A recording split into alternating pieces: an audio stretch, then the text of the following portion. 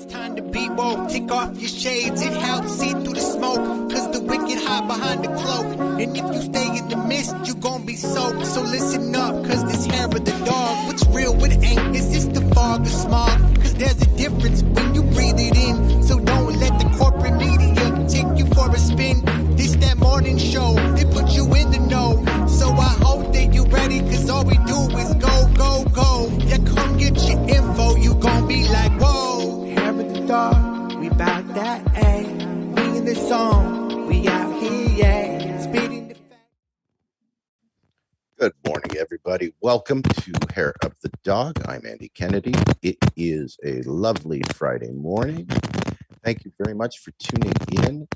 Today is going to be a fantastic show. It's one of my favorite topics to talk about. And no, it's not politics. We are going to get into the music world, the music industry, and how we create a better society through song and through music. And we have some veteran players here today, and that gets underway as soon as I introduce my lovely and talented co-host, Miss Carrie Barber. Good morning, Carrie. Good morning, Andy. Thank you so much for the lovely introduction. Yeah, I am super psyched. I am totally fangirling over this one. I have been for the last 2 weeks. So, yeah, this is Funky Friday. So, Amber, your friendship thing is going to have to wait because this is just off the chain. So, I actually want to introduce our guest properly because to me, this is a musical legend and somebody who has a personal connection to me that I didn't even know he existed. But I remember as a child in 4th or 5th grade, I grew up mayonnaise family, absolute mayonnaise family. And I went over to a girlfriend's house after school and we got into her brother's record album. And I heard this music I had never heard before. And it just blew my mind. And it was Morris Day and the Motherfucking Time. And from then on, I was hooked. Absolutely. So this show is just near and dear to me, and I hope it's going to be near and dear to you, particularly our younger audience who know these songs but don't know they know them. So just to get into it just a little bit, set the framework here.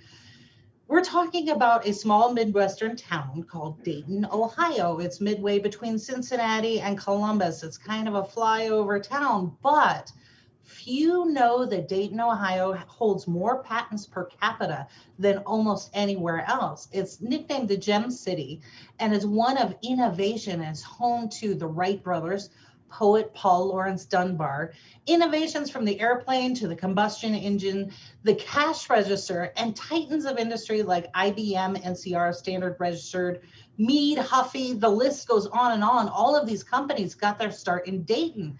But did you know it's also famous as a cradle for music innovation, world-renowned artists? It was in Dayton that bands had a fresh creative take on music and funk was born. So bands from like Lakeside to Slave and legendary musicians, all of it. And the much, much younger. You were a self-taught musician, is that correct? Yes, ma'am, that's correct. I started off on piano and then I went to guitar and then I taught my brother how to play guitar and then I went to bass. That's incredible, absolutely incredible. So now you're playing this music and you're listening to, I imagine, I don't want to date you, but you're listening to things on the radio and now you're starting to play. At what point did you actually start to form a band and maybe do a gig or do a set with somebody else? Around 12 years old, I was in a neighborhood band and I took the bass player's place who left to play with another group. And I didn't have a guitar at that time. So some kind of way we got hold of an electric guitar and we put bass strings on it. So that was my bass to play. And we played at a recreation center. Dayton had a lot of recreation centers there. And we played at a center called Wesley Center. That was my first live gig that I remember doing. And I was, like I said, that was around 12 years old. Wow. Wesley Center. My son played basketball there. Pee Wee Mm. basketball. So yeah, I know it really well. And Andy, I heard you laughing in the background. So for those of you who don't know, Andy is also a bass player. So Yes, and not as well known, strangely enough. not But for I me. do say I have been a bass player for 35 years, and I got a little bit of a later start. I didn't actually get my first guitar, and same thing. I learned how to play the guitar first, and then ended up doing both rhythm guitar and bass in a band and switching back and forth. And then I just loved playing the bass so much more that I decided that that's what I wanted to do. And it's I found it harder to be a decent bass player than it was to be a decent guitar player. The thing that struck me, now I'm growing up at 12 years old, so that's 1965. So James Brown is out, and I'm learning stuff like Mother Popcorn and the Meters, stuff like that. And this pinky finger, when you needed to play some of those chords, I couldn't I couldn't play those chords. So my baby brother, I got three younger brothers. They all play. Two of them play bass. The two youngest ones, and then the one after me, he plays guitar. So I taught him how to play guitar, and then me and him, we would have like little impromptu concerts at my parents' home. So my dad, he was a mason, and he would have his buddies come over, and then he said, "Lamar, you and your brother get your guitars, come up here and play some songs." So we do stuff like Mother Popcorn, Cold Sweat, Cleo's Back by Junior Walker and the All-Star, because I was a big Motown fan too. So You'd be right in the middle of it there. Yeah, I was right there. My mom took us skating, learned how to skate, and when I used to go in the skate rink, the speakers, the drums and the bass just like really just was in my spirit. It was calling me. I originally wanted to be a drummer, but drums cost a lot of money, so I didn't get no drums. So, but the bass, and I remember when I first learned how to skate, some of the songs, Going to a Go-Go, I'm a Road Runner by Junior Walker and the All-Stars, Dancing in the Street, Martin. All of those songs had great booming bass lines. And I didn't know until years later that was the great James Jamerson who played bass on all of those great songs. So Lamar, you brought a friend with you today. You want to introduce him? Yes, this is my friend. His name is Renny J, Renny Jones. He is also a fellow bass player, and we collaborate from time to time on different projects. And he's a big supporter, and I'm a supporter of him. And he has a very famous father who I will let him explain who he is to you. Take it, Renny. Okay, you guys can hear me? Yeah. Yes, absolutely. Okay. I started playing drums at 10. After like 15, 16, I moved over to bass. My dad and my grandfather, well-known trumpet players. My dad used to play with James Brown in the funk. He was one of the Funk Brothers. He played with Sammy Davis and Quincy Jones. The Ironside theme, if you remember that, is my dad on the trumpet. The Sanford and Son theme, and if you go further back, the old Bill Cosby show. But my grandfather used to play with Count Basie, Duke Ellington, Nat King Cole. So I was around these people, and all my family's from Ohio. I grew up in Brooklyn, but my family's from Ohio. So since you're a bass player, I know you know that Parliament Funkadelic uses James Brown's horn section. So my dad was affiliated with that. They needed a bass player for the Clones of Dr. Funkenstein album. That's when I came out here and played bass on that album. And then I played bass on the Bad Girls album with Donna Summer, and wound up playing with a whole bunch of other people. I know a lot of Lamar's friends. We're just, there's a circle that we're all involved with. I used to live with several of Lamar's friends. We were always connected, but we just didn't know it. Just like you, Carrie, You was like, you were connected, but you didn't realize it. No, and in fact, I didn't get connected to Lamar until I was talking to Mr. Shockley. Steven? Yeah, so I had I had a project I was working on for Steve Shockley, and then got introduced to Lamar. So it was 6 degrees of separation. Same with me. I got introduced to Lamar through Tony Chauncey, and we just connected like right away. It was just magic. And like you said, we collaborate on things. We go over stuff together. We work really close together on a lot of projects, a lot of things going on. He's helped me. I play in an 80s cover band also. He's helped me so much. I don't need a bass line. I'll give you an example. Spinners, I'll be around. I had a problem with that boo-da-doom, do-da-doom, boo-da-doom. I just couldn't get it. I go to Lamar. He did the little bass for me. He did it once, regular speed. He slowed it down, told me the notes. It's been one of my favorite songs ever since. Wow. So whenever I need bass, I just go to Lamar. So, Andy, you had talked about this too, that when you're behind the scenes and you're playing a gig or you're collaborating with someone else, it's really a tight-knit community, and just everybody is willing to help and share with everyone else. You'll be really surprised how small, once you get to a certain level in the industry, how small a community it actually is. Yep. And over the course of a career, you will play with pretty much everybody at one point or another. Everybody knows everybody in the studio or on a tour, or a session player, or just a jam night. That's right.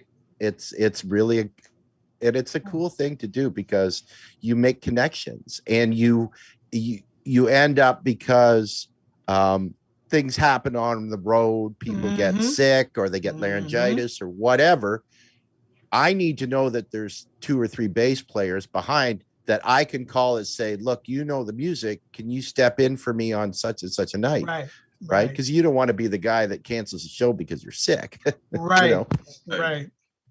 So Lamar, you and I were talking earlier, getting back to the Dayton thing, which there's something in the water in Dayton. There absolutely has to be. But so tell me about the neighborhood you grew up in.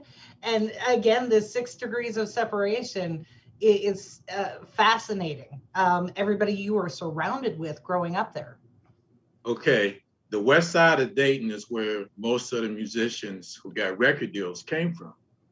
And as you mentioned before, even though Dayton was not a real big city, it had like one of every little thing that other big cities had, except for we didn't have a Playboy Club. but it was one in Cincinnati, and it was one in Chicago. And I'm not sure if Cleveland had one, but basically I have a friend named Dr. Scott Brown. He's a UCLA history professor. He's doing a book on the Dayton funk music history right now as we speak. And one of the things that he discovered was the fact that Dayton had a pretty decent Black middle class because of the great migration from the South to the North, far from Cincinnati, and on the way to Detroit, and to the left and to the right, Indianapolis and Columbus. A lot of people settled in Dayton because of the factories. Wright-Patterson Air Force Base, General Motors had 3 plants there, Dayton Tire, Chrysler and Ford. So it was a lot of manufacturing jobs, and that drew a lot of musicians from the South who played. And like Joe Jackson did, they were musicians who were trying to take care of their families. So when they started having kids, they bought their kids Christmas present as music instruments. So in my particular neighborhood, you could walk like 5-10 minutes and you would be hearing guys in the basement either practicing or playing in the garage with a group. So I grew up on a street called Huron Avenue. It was in Westwood. One street over from me, as I told Carrie the other night during our pre-interview, one street over from me is a guy named Marvin Craig. He's the bass player for Lakeside. We went to the same high school together, and also on my same street, there was a guy named Alvin Hall. He grew up to be an NFL player. He played with the Detroit Lions. And one street over from me was on Westwood Avenue, one block up the street. You had Danny Webster. We're not kin to each other, but Danny Webster played with Slave. He was one of the original members of the group Slave. And he had an older brother named Ed Webster who played bass. And I found out not too long ago that he played with KC and the Sunshine Band for years. So all these guys were just within 10 minutes in a circumference of my house where my parents lived at. It was just musicians all over the place. So do you think that really lends itself to Dayton actually becoming kind of this incubator of experimental music that we now know of as funk? Like you and I have talked about, and I'm going to say it wrong again, Gillies. Gillies. Yeah. Gillies. Gillies, yeah. Gillies. So for those of you, if you have the opportunity to go to Dayton, you must go to this club, because I remember just going for a drink one night and hearing some amazing wind jazz sets. And so for the younger folks, the youth, I gotta say this, you don't know music. You don't know the tonality, the quality of music until you have been in a small venue with professional players, because then all of the depth of that music comes out, and the talent and it just, what you hear on the radio, CDs, whatever, it cannot compare. So this is where going to a club like that, and you were just recently, just a few years back, doing a set, right? That was part of our promo that we featured you on guitar, and just some amazing acts doing cover and all of this. So talk about, that's a long way to get to. Tell me how Dayton became kind of this hub for this new sound, the funk. I tell everybody that there's about 20 groups from Dayton that had record deals with national companies. And for each group that had a deal, there was 3 other groups that were just as good. They didn't get a deal. So you're talking about 60 bands. So I didn't find out until I left Dayton, and I'm talking to people and they looking at my Facebook and they say, hey, you know Steve Arrington? You know, is that him on your page? You know Otis Stokes? I was like, we're just regular people. You know, we played Little League baseball together. We went to church. I went to church. The first band that I was in that I was telling you about, I think it was called the Dayton Monticellos. The drummer for that band was a guy named Mark Wood Jr. He ended up leaving that group as a drummer and got with this group called the Nomads. And the band was the Young Underground. Steve Shockley was their guitar player. And that group became Lakeside. So I started off with just regular guys that to me were just, baseball associates or church. You know, I went to the same church, Mount Union Church, with Mark Wood and his family. He had a talented family. He had 2 older sisters. Both of them could sing pretty good too. So what most people that leave Dayton find out is that we thought that everybody was doing what we did. Practice, play in the talent shows, play on the showmobile or the show wagons, and we thought that was done everywhere like that. We didn't think what we were doing is special. And it took one DJ from Dayton, named is Turk Logan. He's a good friend of mine. Turk Logan was really supportive of all the Dayton groups. So when they had a record out, he played it on our local station, WDAO. And none of those groups would have gotten discovered if it wasn't for Turk Logan. So we owe our gratitude to him because he was the program director and he played a lot of those songs. But basically, my life experience growing up in Dayton, which I plan on doing my book, and let me just show this book real quick. I just found this book. I had this book. This is a friend of mine who wrote this book. She was a keyboard player that played at my first Jilly's show, my first 2 shows at Jilly's. She's deceased now, but she wrote this book. Her name is Gwen Allman. And her 2 sisters, Teresa and Valeria, they were some great background singers, and they used to sing on some of the recordings with Junie Morrison when he went solo and left. Where this is her life story, and this book is like about 78 pages long. So people been bugging me about writing a book. I can do something like this. So I'm ready to get my book done within the next 90 days. I just need to find a publisher. There you go. But Absolutely. just growing up, my life story, to make it short, if you think about the movie Dreamgirls, if you think about the movies The Five Heartbeats, that's my experience growing up. Playing for these talent shows, paying girls dollars, y'all cheer for us, but y'all boo these other guys so that we can win the prize money. That whole scenario, that was my story. That's my life story growing up. And I think it's really cool that that of the number of musicians that have come out of Dayton, Ohio. And I think a lot of times you get these little hotspots of places that just become known from talent, and then you end up, it'd be nothing at the local club to see a major record labels A&R guy just coming out and hanging out at the bar to watch brand new bands come out, just because this place now has a huge reputation. I think that's really cool. Well, one of the main items, and Jilly's is now closed, but Jilly's was a major attraction point because you had the Playboy Club in Cincinnati. And you could get to Dayton in less than an hour, straight up 75. So we had Jilly's. We had another club called the Diamond Club, which was on the East End. I heard from Marshall Jones, who was a mentor to me with the Ohio Players. He told me that he used to go to the Diamond Club. He said, man, I saw Ike and Tina Turner in there. I saw Shaka Khan in there. And I saw James Brown in there. And I was like, well, what was they doing at this club? He said, they just knew about Dayton. They knew that there was a couple of hot spots to go in Dayton. Now, James Brown in particular, he came up there because he heard about this guy named Wayne Cochran and his band, the CC Riders. He had a full 13-piece band, and he had the Elvis Poopadoo hairdo with the cape and everything. He was a white version of James Brown in the Midwest.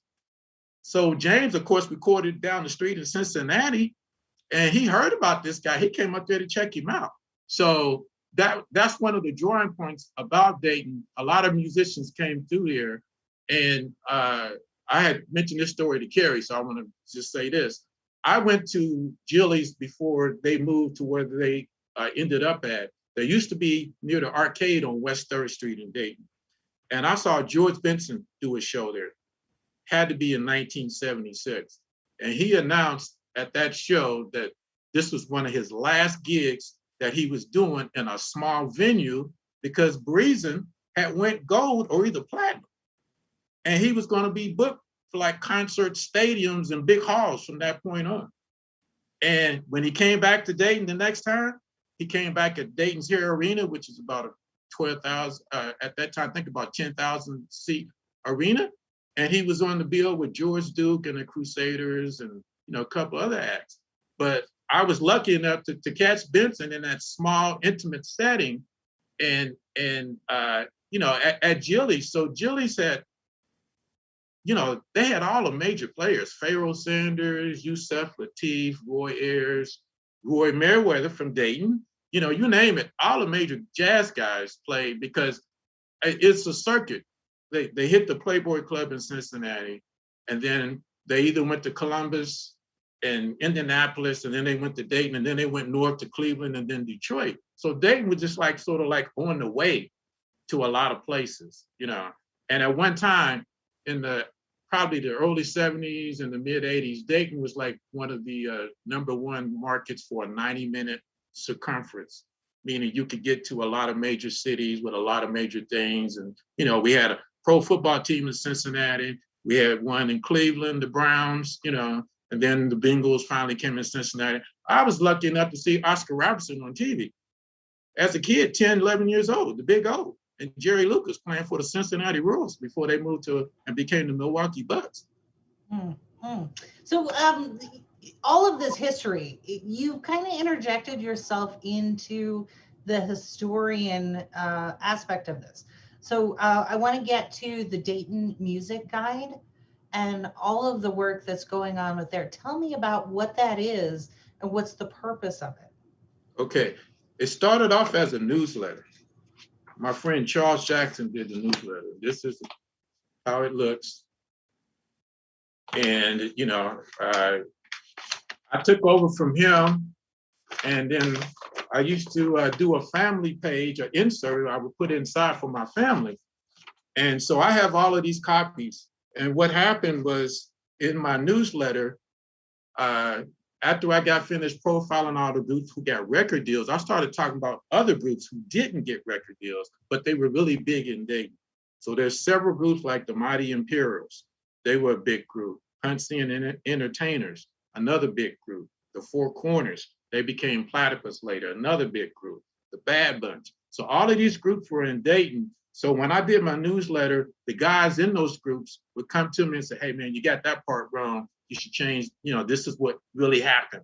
So that's why I've been sort of waiting to do my book right now, because I wanted to make sure that I got the circumstances and the dates and some of that stuff in the right order and the right placements of things. But now people are really hollering at me about, man, you need to get a book out. You need to get a book out. So I told Carrie the other day, I'm going to do 3 books. I'm going to do book number 1 is going to cover me until I was 30. And when I became 30, I moved to LA. So that's going to cover book 1. Book 2 is going to be when I came to LA and my band befriended people like Little Richard and the guys in Lakeside. You know, now I knew Steve Shockley in Dayton, but I didn't know him personally until I got out here in 1983. I used to go and see their band rehearse. At that time in 1983, Steve Shockley and Lakeside had put out their Raid album, and they were getting ready to go on tour that year. So we saw them rehearse and get ready for that show. But at the time when I came out to LA in 83, I knew Otis Stokes because he went to high school with me. I knew Marvin Craig, the bass player, because he went to high school with me. I knew Mark Wood because he went to church with me. And I think I knew Norman Beavers. All the rest of the guys, I didn't meet them until I actually got out to LA. Now I knew who they were and I knew their names. They may or may not have known about me. I'm not really sure. But as far as a personal connection, I didn't meet those guys till I came out here. And then in 1984, I worked on a road crew. So I traveled with them for a little bit and I took care of the guitars and the keyboards. So I worked with them for a little bit and got to see how they do their show and whatnot.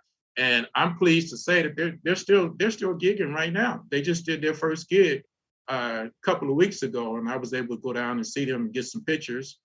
And I believe Carrie saw the recent pictures that I did with Morris Day and the Time. I just saw his.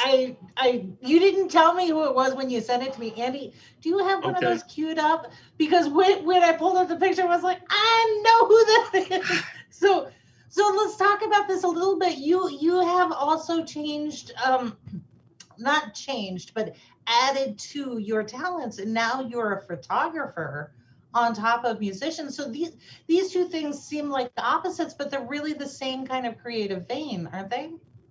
Yes, I had a friend named Clifford Bailey, another guy that I went to high school with. Mm-hmm. We went down to San Diego to see Lakeside before, I can't remember, this was in 2012. In September 2012, I had like a little bitty, a little small pocket camera, a Canon, like a SD 1400 or whatever. Mm-hmm. So he saw my pictures that I posted on Facebook, and he was the one who told me, he said, man, you got a good eye for taking pictures. You should get a digital camera. And if you get one, I can show you a few things. So I ended up, my first camera was a Canon, some kind of Canon camera. I kept the TS5, I think. And he sort of told me what books to read and whatnot. And then I just sort of been on a journey ever since. And I bought my first camera in December 2012. And in January 2013, through another friend of mine, John Barnes, I attended the NAMM show in Anaheim every year in January. I went from 2013 to 2020 straight every year. And I even took Renny to his first NAMM show a couple of years ago because he had never been. And it's if you're a musician, NAMM is like, it's just the place to be. And so now I know more for my photography than I am as a bassist because I don't really play live that much anymore. You know. And let me throw this out there. When Lamar and I were already, when he was doing photography, started to do photography, we were already close. And I remember he came to me and said, "Hey, Ren, I'm thinking about doing photography." And I'm like, "Really?" And he said, "Yeah, I talked to Clifford." Now I know Clifford as well. Clifford and I used to live together. We were roommates. And I said, "Okay, well, give it a shot." And he gave it a shot. And he is one of the most incredible photographers that I've known now. Because I remember when he didn't know nothing about it. And he read up. He went through Clifford's tutorial and he studied. And he was, next thing you know, they got people everywhere calling him. Well, I remember, Lamar, I told you when you were just posting stuff on Facebook, I was blown away because number one, you've got the composition. Two, the colors are so vivid, and especially the ones where you have of the musicians. Andy, I don't know if I'm putting you on the spot if you have any more of these queued up, but just no, I'm sorry, I didn't get a chance to do it, Carrie. Oh, okay. So we'll put them up afterwards, but the composition and the colors and it's just a phenomenal talent. Phenomenal. And then to find out you also do nature photography and everything else on the side too. Yeah. So you're just the consummate Renaissance man when it comes to creativity. So Well, one of the things that my friend Clifford and I'm in a couple of photography groups, and I did take a couple of classes now. I went to a school in I can't think of the name. Oh, West Covina. I went to a photography. It was a 12-week class. I took a class on lighting, and it was to teach you how to use like maybe 3 or 4 different lights. And the instructor was really good teacher. And then after that class was over with, I took a second class, and that class was about preparing your stuff for digital competitions. So you're right. I had to learn about composition, use of thirds, and how to frame a shot and different things like that. And then I went to a couple of photography competitions, and I didn't know that one of the biggest things that you gotta have the name of your photo. And if the name doesn't fit the photo, they're just like, next, so I mean, but just like with anything, if you're a carpenter, you got to learn what the carpenter rules, if you're a plumber, whatever. And I learned so much by taking those 2 classes, but a lot of stuff I did on my own as well. Now, it just so happens that, like Renny said, I know people now and I meet people at NAMM. And one of the things for me is like, if I take a picture of somebody, especially if it's on stage, and then they see that picture and then they put it as their profile picture, then that lets me know, okay, they must have really liked that picture because they put it as their profile shot. So that happens a lot. I'm talking about really happens a lot. And I had tried to go see Morris Day in the time about maybe 2 years ago, and it just didn't happen. Now, I saw him earlier before in Santa Monica. On Thursdays, they used to have these free concerts at Santa Monica Beach. And I went to a show there with Morris Day in the time. And I have since befriended the bass player, Ricky Free Smith, and Tori Ruffin. So I know those two guys personally. And I was going with another friend. I was already going to be at the show. They were in Palm Springs a couple of weeks ago. And so I just happened to get there. I just happened to meet the promoter, and he trusted in me enough to say, okay, well, we instead of giving you a ticket to get in, how about we just give you a pass, so that way you can have access to the stage. Like, that works for me. So one of the things that I've been told is that if I get access to the stage, I'm going to get some good shots. I'm going to get a lot of behind the view shots and a lot of shots of the drummer, because a lot of people don't get shots of the drummers. That is so true. So true. So a lot of that has to do with the fact that most drummers are insane. There's that. Okay, you said that. I'm actually Well, that's married. why they invented drum machines. Okay, That's okay. exactly right. So you are still making music, and we are privileged to actually get to premiere some of your original work. So you want to talk about some of the samples that you provided to us today? Yeah, the first track that I sent you was Mary J. And that track, I had bought a new piece of software. I had bought the Akai Mini MIDI controller. And I was trying to learn how to use it. And I was using some of the samples in there. So when I listen to songs, and I normally try to write jingles first, and then my jingles become songs. So when I write songs, I try to think of either who I would like this song to be for, or who put me in the mind of that person. So that Mary J song, obviously I was thinking about Mary J. Blige when I wrote it. So that's why I called that one Mary J, because I had that kind of vibe, in her mindset. And then I'm gonna say about a month after I was working with the Akai, I found it limiting to me, because I'm used to playing toms and cymbal crashes, and I couldn't find them, and some guitars, I couldn't find them in the Akai. So I called my buddy Renny. I said, hey man, I'm trying to deal with this Akai, and I'm not finding, cymbal crashes and toms. And he said, did you ever check out that program called Soundtrap that I told you about last year? I said, no, I didn't. He said, they have them. And I went in that program about maybe 5 weeks ago.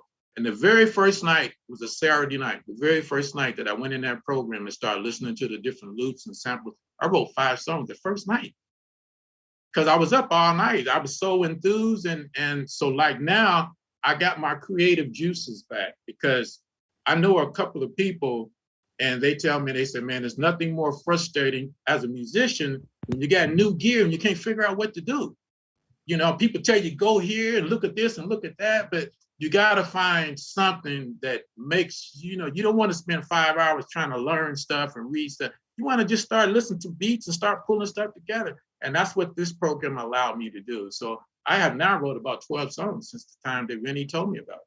So I have to thank him for turning me on to the software, which he told me about last year.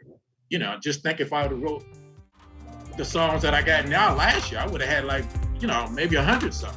But sometimes when I'm finding out in my dealings with people and whatnot, sometimes the creator has people in place for you to meet, but sometimes it's not the right time for y'all to hook up for whatever reason, And sometimes you can't get disappointed because certain people are not trying to do what you're trying to do at the same time that you're trying to do it.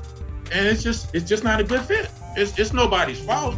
We all got lives, we all got families, we all got things that we got to do. So I'm just learning right now to find out who my music associates are. And because before Renny told me about this, I had to go over somebody else's house to record some stuff that I want, or to get some ideas down. And now, because of COVID, I don't have to do that. I can do it right here.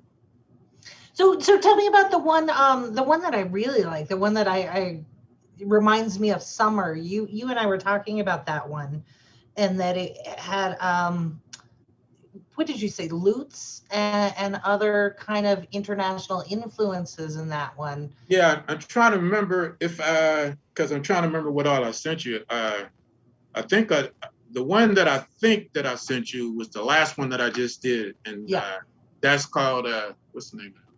Call of the Wild. Yeah, Call of the Wild. Yeah, Call of the Wild. And people know me as a funk bass player, whatever, but I'm not playing any bass right now. I'm doing everything by keyboard. So I'll get to the funk bass later because I know how to play funk.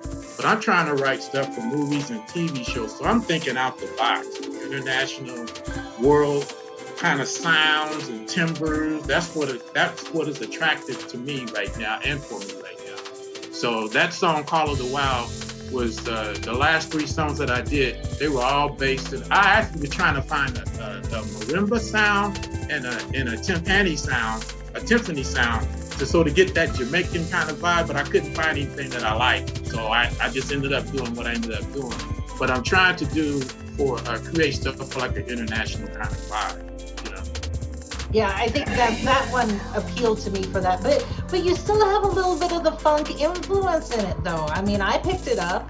Okay, and it's there in some things, and I got some other stuff that I'm working on, and it'll come as well. But I got people sending me stuff, and I got some second cousins sending me like the young crowd, you know, the 20s and the 30s, that hip hop genre.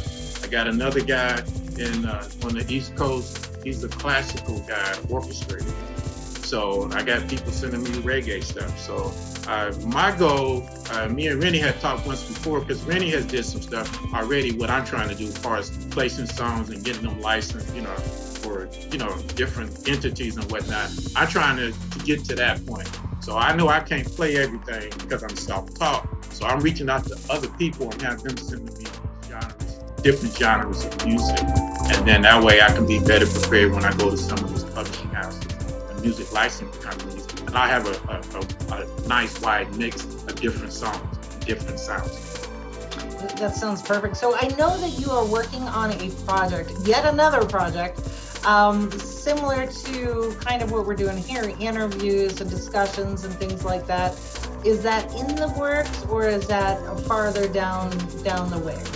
That's in the works. You had mentioned the DMG, stands for Dayton Musicians Guide. Some people say Dayton Musicians Group. Basically, I'm going to turn that group, which has over 1,300 members now, into a YouTube channel. And we're going to be broadcasting on Zoom. And me and my moderators picked 4 acts out of Dayton that we thought were the most iconic, the most influential, and the most decorated with critical acclaim and gold and platinum, so on. So the first group that we're going to do is the Ohio Players. The next group we're going to do is Slade. The third group we're going to do is Heatwave. And then the fourth group we're going to do is Roger and Zap. So those 4 groups are the first of the many that we plan to profile. And I have special guest people that have said, yeah, when you do this show, let me know. I'll come in there and be a special guest, you know, so they can speak and whatnot.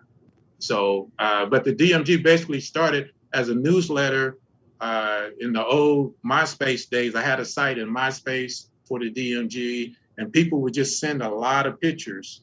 And I had some other sites with it as well. So people would send me pictures of these old groups. So I sort of had that history. And I sort of started getting ideas, you know, when I saw Dreamgirls, when I saw the 5 Heartbeats, I'm like, I don't know how to write a movie yet, but one day I'm going to write a movie, because my story is, you know, it's just like that, trying to be in the talent shows, you know, trying to learn how to play Love on a Two-Way Street, Backstabbers by the OJs, you know, I can't fight the feeling by James Brown. All of those songs is my high school days, the different bands trying to learn those songs, you know, and because everybody was trying to play the same songs, then guys started doing medleys so that they could be a little bit different. Now, you had mentioned Steve Sharkley. Me and Steve are really pretty close now. He made 2 of my shock straps. I bought the first 2 shock straps. The first shock strap that he did for outside customers. And now all of my brothers, my 3 younger brothers, they all have their own shock straps too. But one of the things that he had told me, and I had seen him write, because I'm sure one day he's going to have a book too. But one of the things that he said, that being in Dayton prepared Lakeside. At the time they left, they were called the Ohio Lakeside Express, or they were called Lakeside, but somebody said, well, why don't y'all say Ohio Lakeside Express? That way guys would know that y'all not from LA, you know? And he said that one of the things that got them over the hump at Mavericks Flats, which is one of the first places that they played at on a regular basis and had a huge following, was the fact that they were not a show band. You know, they were used to playing the way other groups in Dayton played for the talent shows and whatnot, which means that they had medleys, which means that they tied songs together, which means that the singers in the group had steps and choreography, and you know, the whole entendre of the band was a one-piece unit. So when they came to LA, they was like, most people was like, okay, well, that's the next song, okay, you know, blah, blah, blah, you know. So the next song, we're gonna do this one, and then, okay, ready? 1, 2, 3, boom. They didn't do that. They would do like 5 songs in a row, okay, all melded together as a medley. So that made them different. And he said, Shockley has said on several occasions that being in Dayton prepared Lakeside for being in LA, because they were prepared to do something different. And what they did was tight. And I remember their keyboard player, the original keyboard player, Norman Beavers, he told me the first few times that they played at Mavericks Flat, he pulled up and he saw this long line of people around the corner lined up, like at the old Apollo days. And he was like, wow, I wonder who they're here to see, you know? And when he goes inside, they was like, you see that line of people out there? That's people wanting to see Lakeside at Mavericks Flat before they even had a record deal. That's amazing. And that's where Dick Griffey discovered them, because Dick Griffey heard about Mavericks Flat. Lonnie Simmons used to go to Mavericks Flat, and all of the groups, major groups, used to play at Mavericks Flat. And that's how Dick Griffey found out about Lakeside, was going, you know, at that club, because they used to, I don't know if they had a regular house gig, but they played there often enough. And one of the radio stations would announce that they were playing, that they just had a core following. And this was, and that happened with a lot of groups in Dayton. There's a group called Midnight Star. LA and Babyface came from that group. I saw them for like 3 years. They were a great group. They didn't have a record deal, but not a major record deal, but they were still killing everybody. They was just a real good group. Same thing with Roger and Zapp. They used to be called Roger and the Human Body. They played from Florida to Maine to Iowa to California. They specialized in doing military bases. Fort Knox, Fort Benjamin Harrison in Indiana. You know, they did a lot of those kind of gigs for like several years before they got their deal. So one of the things that a lot of groups in Dayton did, they didn't care if they got a record deal, just like my group didn't care if we got a record deal, which brings us to why I moved to LA when I was 30. Everybody was getting deals between 76 and 79. We finally said in 82, hey man, we want to go to LA. So we came out in April of 83, and I've been out here pretty much ever since. Actually, this past April was my 38th year of living in Los Angeles now. Okay, so we have only scratched the surface, but we're almost out of time, and yeah. So I want to make sure that we direct people to lamarwebsterphotography.com so they can check out your portfolio. And then we'll post all of your links to your Facebook, your Twitter, your Instagram, and then PayPal as well. And then also the Dayton Music Guide, that's dmg.boldaz.com. We'll have all of these links for people to check out all of this information. And since we have only scratched the surface here, can I put you on the spot and ask you to come back and share some more? Yeah, sure, no problem. I love it. I absolutely love it. Especially when you get your YouTube channel. I think that is just going to be just popping completely with all of these bands and musical acts and just regular conversation. It's just, one of the things that I have lamented is I got to take music, and I was in band when I was in elementary and junior high. Kids don't have that anymore. That was one of the first things that got cut. So when you cut art and music, it's no wonder that math and science drops off too, because they go together. And I applaud you and Renny and all of these folks who are embracing new mediums, new outreach, because everybody gets to see it. Everybody gets to witness what's going on, hear your story, and then become part of that community. So, you know, somebody like you who is self-taught, that's kind of a big deal. Most people don't really realize that it's just sitting down, playing with it, and honing your skills that way. So absolutely. And you know, that's one of the joys that I get from growing up in Dayton, because I didn't realize it was a special place, but like now I know why it was a special place. It's because of the economics. as I mentioned before, the Great Migration from the South to the North, and the manufacturing city. And like you said, a lot of inventors from Dayton. NCR Cash Register, Wright-Patterson Air Force Base, Paul Laurence Dunbar, and on and on. So I just was in a special place, and I did what just about every other guy who considered themselves to be a musician. I was just one of the many who did the same thing. Phenomenal. Andy, you've been awful quiet. I've been talking over you. I apologize. No, I've just been listening and enjoying the conversation. Okay. I agree. I know exactly what Lamar's talking about.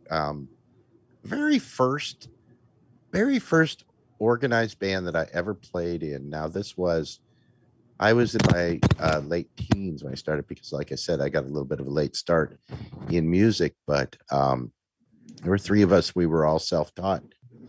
We practiced for 2 years, at least one practice a week for 2 years before we even considered going out and getting a gig, because we wanted to be good at what we were doing. But it was learning how to play your instrument properly and learning how to play with other musicians, right? Like the best bands out there, your drummer and your bass player are synonymous with two guys sharing the same brain, right? They have to be connected, because they're the backbone of the music, right? And you don't just get that by entering into something. And I think a lot of people get discouraged. They don't take that time and become good musicians and become, get a little experience playing it. And they just go out and they do their best, and their friends are there and their family say, oh yeah, it sounded really good. Yeah. But that doesn't help them, because the people that don't know them won't go back and see them, right? And that's demoralizing to players when they first start playing. This is a very important thing.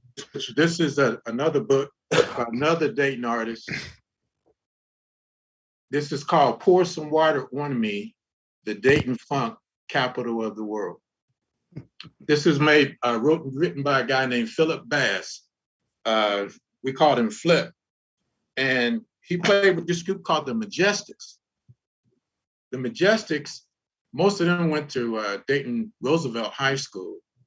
And most of them, they had different versions of them, and then they became the Overnight Low. But the Majestics had the distinction of never losing a talent show.